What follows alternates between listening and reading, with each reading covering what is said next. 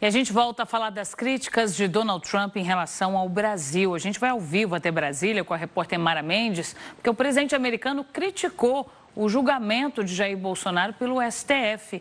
Mara, muito boa tarde para você. Conta pra gente o que Trump disse de fato e também qual foi a resposta do presidente Lula. Oi, Renata, boa tarde. Olha, o presidente americano Donald Trump fez uma defesa em relação ao ex-presidente Jair Bolsonaro, dizendo que ele, na verdade, sofre uma perseguição aqui no Brasil e que precisam deixar Bolsonaro concorrer nas eleições de 2026, que Bolsonaro deve ser julgado nas urnas. E é claro, Renata, que isso repercutiu imediatamente aqui no Palácio do Planalto, não só no Palácio do Planalto, mas na Praça dos Três Poderes, onde estão os três prédios dos três poderes. No STF também houve uma repercussão, mas os ministros preferiram não se pronunciar. Mas vamos começar aqui pelo Palácio do Planalto. Imediatamente, o presidente Lula respondeu a Donald Trump em rede social também. O presidente Lula disse que não vai aceitar qualquer interferência, aliás, nenhuma interferência de nenhum país, porque o Brasil é um país soberano, então não vai aceitar interferência de Donald Trump. Na verdade, o presidente Lula não chegou a mencionar Donald Trump, mas a resposta foi imediata, foi logo quando Donald Trump fez a publicação também em rede social.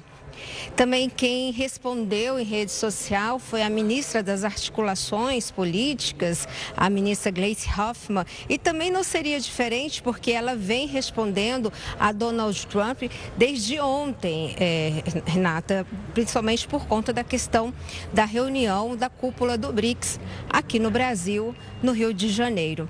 Gleisi Hoffmann também foi na mesma linha que o presidente Lula, disse que é inaceitável a interferência de qualquer país e que a justiça brasileira ela é soberana também. Então tem que se respeitar a justiça do Brasil, que é um país soberano, que é um país que não depende de nenhum outro país.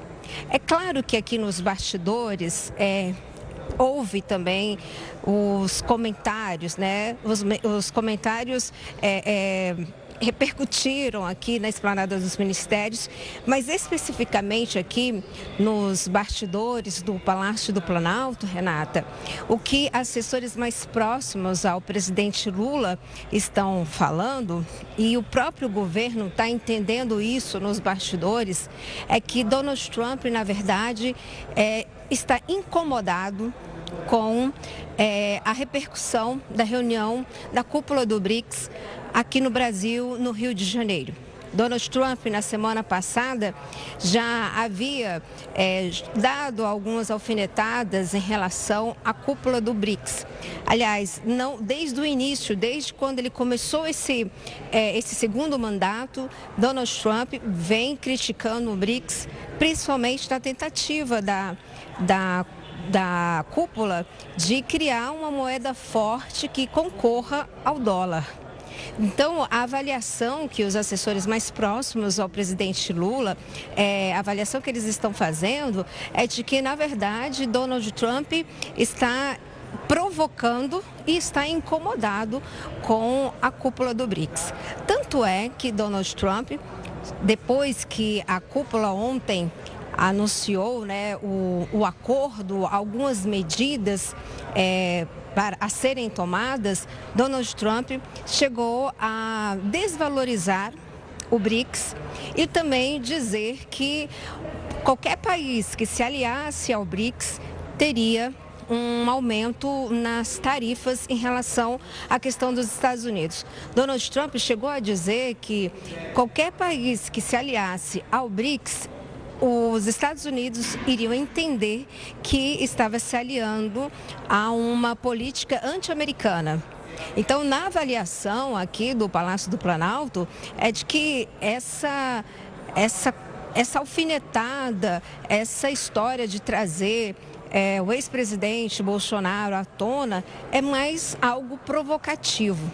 Vale lembrar também que na semana passada, Renata, um jornal de grande circulação nos Estados Unidos chegou a escrever um artigo dizendo que o presidente Lula não tinha tanta representatividade em relação ao sul global e que o BRICS seria esvaziado.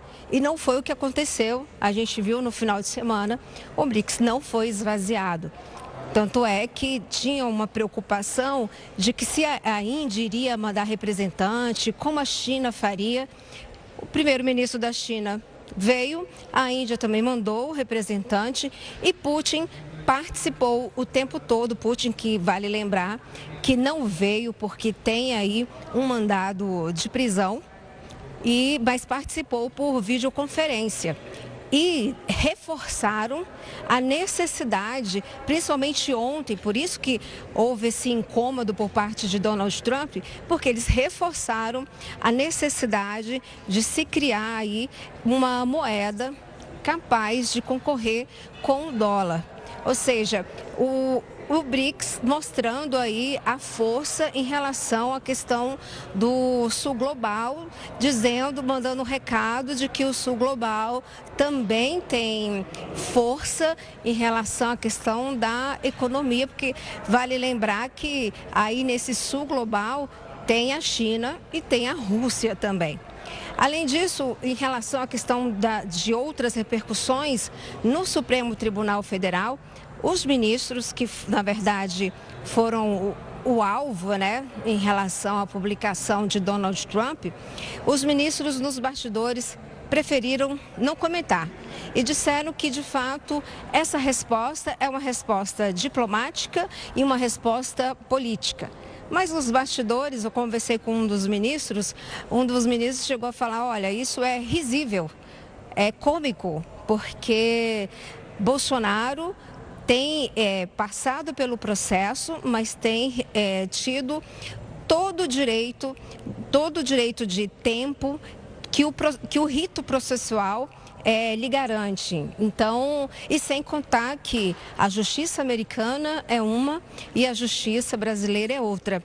Outro ministro chegou a comentar, Renata, que talvez Donald Trump achou que no Brasil iria se repetir o que aconteceu nos Estados Unidos, porque Donald Trump chegou a passar por um processo, mas foi absolvido e teve aí a chance de participar da eleição e se eleger novamente como presidente dos Estados Unidos. Mas isso só nos bastidores, tá, Renata? Só em off, porque os ministros prudentemente disseram que isso não é do Supremo Tribunal Federal, que a resposta de fato tem que vir do governo brasileiro, da diplomacia e também da política. O ministro das Relações Exteriores, o Itamaraty, também se pronunciou reafirmando a soberania do Brasil em relação aos comentários de Donald Trump. Então, ao contrário de outras vezes que Donald Trump fez a publicação e o governo brasileiro não respondeu, dessa vez a resposta foi imediata, até mesmo porque na avaliação do governo brasileiro, Donald Trump está incomodado com o BRICS. E se ele está incomodado com o BRICS, é porque ele sabe que o BRICS tem força e que o Sul Global também tem força. Renata. Perfeito, Mara. Quero te ouvir também sobre outro assunto, porque o ministro Fernando Haddad editou algumas portarias com cortes de gastos do Ministério da Fazenda. Queria que você trouxesse para a gente, Mara, quais que foram esses cortes? Olha, Renata, inclusive esses cortes, a publicação no Diário Oficial não diz qual o valor desses cortes, mas os cortes estão exatamente na questão da estrutura, como na emissão de passagem executiva só vai ser permitido para o próprio ministro da Fazenda, Fernando Haddad. Foi suspensa qualquer compra de móveis, novos aluguéis, mais na questão da estrutura. E aí, o que os aliados estão falando em relação a essa questão dos cortes do ministro da Fazenda, Fernando Haddad, que ele mesmo está sendo o exemplo para poder levar para a esplanada dos ministérios o que é possível em relação a essa questão do corte de gastos. Vale lembrar também, Renata, que o Palácio do Planalto e o Congresso vão entrar e estão às vésperas aí de uma reunião de conciliação no Supremo Tribunal Federal com o ministro Alexandre de Moraes. O ministro, na sua decisão, deixou bem claro que antes do dia 15, o governo teria que se reunir com o Congresso para já encontrar alternativas em relação à questão do IOF. Vale lembrar que ativistas da esquerda continuam nas redes sociais colocando essa questão de que o Congresso defende os ricos e não os pobres. Então, isso tem crescido muito nas redes sociais. Então, esse movimento do ministro da Fazenda, Fernando Haddad, de cortar no Ministério da Fazenda, porque vale lembrar que esse corte é apenas no Ministério da Fazenda, que é o ministério em que ele é o chefe. Então, é um exemplo de que ele está cortando na própria carne. Então, estão suspensos novos contratos, compra de mobília, dá suspenso até mesmo novas obras em relação à questão do prédio ali do Ministério da Fazenda. Então, ele está dando esse exemplo, por quê? Porque o ministro Alexandre de Moraes disse, olha, se há um impasse, o governo também precisa mostrar esses cortes, onde tem corte, onde tem essa gordurinha a mais, porque o governo diz que não pode mais cortar na questão dos programas sociais.